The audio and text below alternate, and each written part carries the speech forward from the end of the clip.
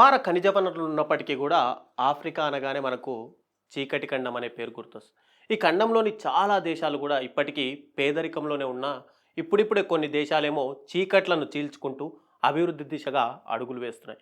ఈ ఖండంలో జనాభా పరంగా రెండో అతిపెద్ద దేశమైన ఇథోపియా ఆఫ్రికాలోనే అతిపెద్ద హైడ్రో ఎలక్ట్రిక్ డ్యామ్ నిర్మాణాన్ని పూర్తి చేసి ఈ ప్రపంచాన్నే ఆశ్చర్యపరిచింది. ఈజిప్ట్ ఆందోళన కారణంగా అంతర్జాతీయ సంస్థల నుంచి ఎలాంటి ఆర్థిక సహాయం అందకపోయినప్పటికీ కూడా అంతర్యుద్ధంతో ఇబ్బందులు పడుతున్నప్పటికీ కూడా పట్టుదలతో కేవలం 14 ఏళ్లలోనే భారీ డ్యామ్ నిర్మాణాన్ని పూర్తి చేసి తన సత్తా ఏంటో ప్రపంచానికి చాటింది. ఆఫ్రికా ఈశాన్య దిశలో సోమాలియా కెన్యాలను ఆనుకొని ఉండే ఇథోపియా గ్రాండ్ ఇథోపియన్ రినైసెన్స్ డ్యామ్ను సెప్టెంబర్ 9న అధికారికంగా ప్రారంభించింది. సుడాన్ సరిహద్దులకు చేరువగా నైలు నదికి ప్రధాన ఉపనది అయినటువంటి బ్లూ నైల్పై 5150 మెగావాట్ల జల విద్యుత్ ఉత్పత్తి సామర్థ్యం ఉన్న ఈ భారీ ప్రాజెక్టును ఇథోపియా నిర్మించింది. ప్రపంచంలోని 20 అతిపెద్ద జల విద్యుత్ ప్రాజెక్టుల్లో ఇది ఒకటి కావడం విశేషంగా చెప్పుకోవాలి. ఇథోపియా జనాభా 13.5 కోట్లు. అందులో దాదాపు సగం మందికి ఇప్పటి వరకు విద్యుత్ సౌకర్యం లేదు. భౌగోళిక విస్తీర్ణం పరంగా చూస్తే మన దేశంలోని రాజస్థాన్, మధ్యప్రదేశ్, మహారాష్ట్ర కలిస్తే ఎంత ఉంటాయో ఈ దేశం విస్తీర్ణం కూడా అంతే ఉంటుంది. జీడిపి పరంగా చూస్తే మన ఆంధ్రప్రదేశ్ కంటే చాలా వెనుకబడి ఉంది. 2023 నాటికి ఇథోపియా జీడిపి $163.7 బిలియన్ కాగా 2025-26లో ఏపీ జిఎస్డిపి $214 బిలియన్. జనాభా విషయానికి వస్తే మన ఏపీ జనాభా కంటే 2.5 రెట్లు ఎక్కువగా ఉంటుంది. పేద దేశమైన ఇథోపియా 2011లో బ్లూ నైల్ నదిపై గెర్డ్ ప్రాజెక్ట్ నిర్మాణాన్ని ప్రారంభించింది. నైలు నదికి నీటి సరఫరా ఆగిపోతుందనే కారణంతో దిగువ దేశాలైనటువంటి సూడాన్, ఈజిప్టు ఈ ప్రాజెక్టు ప్రారంభం నుంచి వ్యతిరేకిస్తూ వచ్చాయి. అంతర్జాతీయ నదీ జలాల ఒప్పందానికి విరుద్ధంగా ఇథోపియా ఈ ప్రాజెక్టును నిర్మిస్తుందని చెప్పి ఈజిప్టు కూడా ఆరోపించింది. దీంతో ఈ ప్రాజెక్టు నిర్మాణానికి నిధులు ఇవ్వడానికి ఐఎంఎఫ్ లాంటి అంతర్జాతీయ ఆర్థిక సంస్థలేవి కూడా ముందుకు రాలేదు. ఈజిప్టులో దాదాపు 12 కోట్ల జనాభా ఉండగా సాగునీటి అవసరాల కోసం 90% మంది నైలు నదిపైనే వీరు ఆధారపడి ఉంటారు. కరువు కాటకాలు సంభవిస్తే ఎగువన ఉన్నటువంటి ఇథోపియా కిందికి నీటిని విడుదల చేయదు అనేది చెప్పి ఈజిప్ట్ యొక్క భయం. అయినా సరే ఎలాగైనా సరే ఈ ప్రాజెక్టు నిర్మాణాన్ని పూర్తి చేయాలనే పట్టుదలతో ఇథోపియా ఈ ప్రాజెక్టు నిర్మాణానికి సొంతంగానే $4 బిలియన్ పైగా నిధులను సర్దుబాటు చేసుకుంది. ఇందుకోసం ప్రభుత్వ బాండ్లను కూడా విక్రయించడంతో పాటు ఇథోపియా ప్రజలు సైతం విరాళాలు ఇచ్చారు. గెర్డ్ డ్యామ్ నిర్మాణం పూర్తి కావడంతో ఇప్పుడు ఇథోపియా ప్రజలు త్వరలోనే చీకట్ల నుండి కూడా బయటపడుతున్నారు.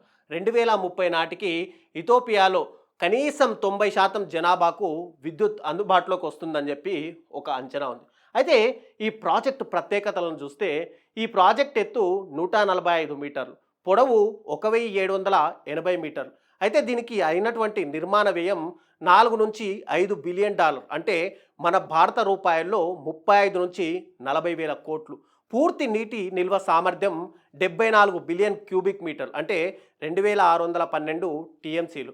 యాక్టివ్ స్టోరేజ్ జల విద్యుత్ తయారీకి కావాల్సినంత వీళ్ళు పెట్టుకుంటే 59.2 బిలియన్ క్యూబిక్ మీటర్లు, అంటే 2091 టీఎంసీలు. ఇక స్థాపిత విద్యుత్ సామర్థ్యం 5150 మెగావాట్లు. ఏడాదికి 15.7 ట్రిలియన్ వాట్ అవర్స్ విద్యుత్తు ఉత్పత్తి చేయొచ్చు అని చెప్పి వీళ్ళు అంచనా అయితే వేస్తున్నారు. దీంతో 1.3 కోట్ల ఇళ్ళు కూడా ఏడాది పాటు కూడా విద్యుత్ అందించవచ్చు. ఇంత మొత్తం విద్యుత్తును థర్మల్ విద్యుత్ కేంద్రాల ద్వారా ఉత్పత్తి చేయాలంటే ఏడాదికి 7 నుంచి 8 మిలియన్ టన్నుల బొగ్గు అవసరమవుతుంది. కానీ ఈ ప్రాజెక్టు నిర్మాణంతో ఇప్పుడు చాలా వరకు ఆ వ్యయం తగ్గే అవకాశం ఉంది.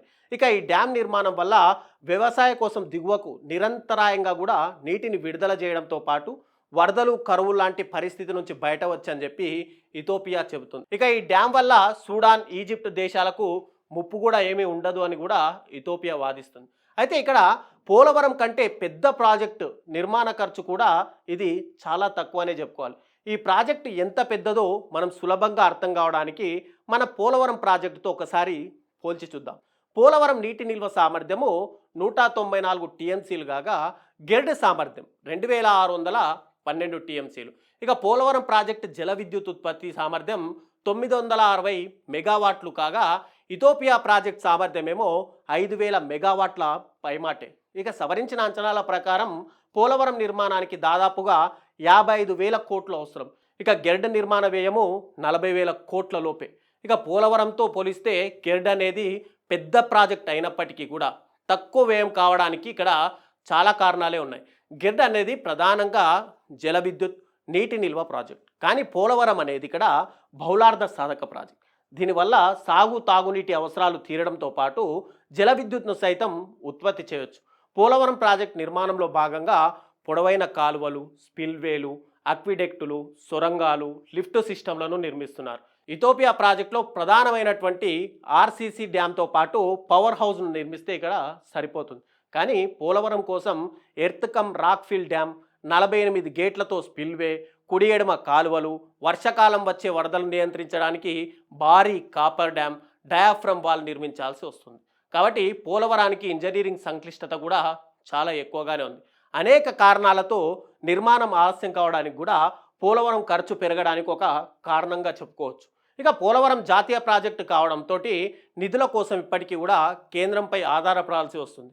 గెర్డ్ కోసం ఇథోపియాలో 20,000 మంది ప్రజలకు పునరావాసం కల్పిస్తే పోలవరం కోసం 370 గ్రామాలకు చెందిన దాదాపు 1,00,000 మందికి, అంటే వీరిలో ఎక్కువ మంది గిరిజనులే ఉన్నారనుకోండి, వాళ్ళందరికీ కూడా పునరావాసం కల్పించారు. మన దగ్గర R&R ప్యాకేజీలు, పరిహారాలు, స్థల సేకరణ, హౌసింగ్ వ్యయం చాలా ఎక్కువగా ఉంటుంది. ఇండియాతో పోలిస్తే ఇథోపియాలో భూమి ధర కానీ జీతాలు కూడా చాలా తక్కువ ఉంటాయి. పర్యావరణ నిబంధనలు, పునరావాస నియమాలు కూడా మన దగ్గర ఉన్నంత కఠినంగా అక్కడ ఉండవనే చెప్పుకోవాలి.